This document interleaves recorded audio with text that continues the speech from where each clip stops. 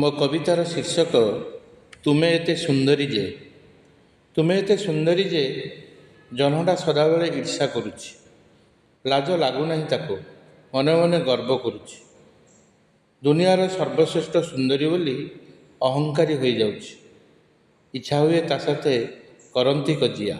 ଇଚ୍ଛା ହୁଏ ତା ସାଥେ କରନ୍ତି କଜିଆ। ଅନେକ ମୁଁ ଦିଅନ୍ତି କି ଗାଳି, କାହିଁକି ନା ପ୍ରିୟା ମୋର ଅନିନ୍ଦ୍ୟ ସୁନ୍ଦରୀ। ତା ସାଥିରେ ସମତୁଲ ହେବୁ ନାହିଁ କହି ତାକୁ। ଏ ହୃଦୟରେ ସାଇଥିବା ଗୋପନକୁ ତା ସାମ୍ନାରେ ଦିଅନ୍ତି ଓଗାଳି। ତୁମେ ଏତେ ସୁନ୍ଦରୀ ଯେ, ତୁମେ ଏତେ ସୁନ୍ଦରୀ ଯେ ସାଧବ ବୋହୂଟା ମଧ୍ୟ କରୁଅଛି ଇର୍ଷା। ମନେ ମନେ ରାଗିଯାଏ, ଇଚ୍ଛା ହୁଏ ନିକଟକୁ ଯାଇ ପଚାରିବା ପାଇଁ। ତୁମର ସେ ନାଲି ରଙ୍ଗ ଭିଜା ପାଦ ଯୁଗଳକୁ ଦେଖି ସହିପାରୁନାହିଁ। ତା ସାଥେ ପୁଣି ତୁମ ହାତେ ଅଙ୍କା ସେଇ ମେହେନ୍ଦିର ଫୁଲ। ମନେ ମନେ ଭାବୁଛି ସେ ହିଁ ସୁନ୍ଦରୀ ଏକା। କିନ୍ତୁ ମୋ ମନ କହୁଛି ମୋ ପାଇଁ ମୋ ପ୍ରିୟା ତାହାଠାରୁ 100 ଗୁଣେ ସୁନ୍ଦରୀ। ତୁମ କଣ୍ଠସ୍ୱର ଏତେ ସୁନ୍ଦର ଯେ କୋଇଲିଟା ବେଳେବେଳେ ସହି ନ ପାରି କରୁଅଛି ଈର୍ଷା।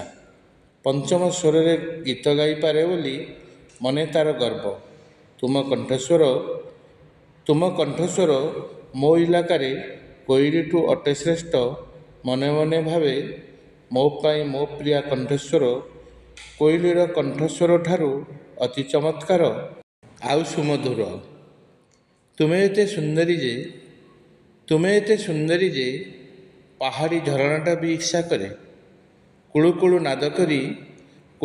ନାଦ କରି ପାହାଡ଼ର ବୁକୁ ଚିରି ପ୍ରବାହିତ ହେଉଅଛି ବୋଲି। କିନ୍ତୁ ତୁମେ ମଧ୍ୟ ମୋ ଆଖିର ଆଇନାରେ ପାହାଡ଼ି ଝରଣା ଠାରୁ କେଉଁ ଗୁଣେ କମ୍ ନୁହଁ। ତୁମର ସେ ପାଉଁଜିର ରୁଣୁଝୁଣୁ ଶବ୍ଦ ପାହାଡ଼ି ଝରଣାର କୁଳୁ କୁଳୁ ନାଦଠାରୁ କାହିଁ କେତେ ଗୁଣେ ଭଲ। ତୁମେ ଏତେ ସୁନ୍ଦରୀ ଯେ ନୀଳ କଇଁଟା ତୁମ ଅଲକ୍ଷ୍ୟରେ ଖତେଇ ହୁଏ। ଚାନ୍ଦିନୀ ରାତିରେ ପ୍ରୀତି କରିବାକୁ ଚାନ୍ଦ ସହିତ ଚାତକ ପରିକା ଅନାଇ ସେ ରହିଥାଏ। ତୁମେ ମଧ୍ୟ ତାଠାରୁ କେଉଁ ଗୁଣେ କମ୍ ଯେ। ରାତ୍ରି ନୁହେଁ ସଦାକାଳେ ଚାହିଁଥାଅ ପରଶି ଦେବାକୁ ତୁମର ସେ ପ୍ରେମ ବାରିଧିରୁ ପ୍ରେମରସ ଟିକକ।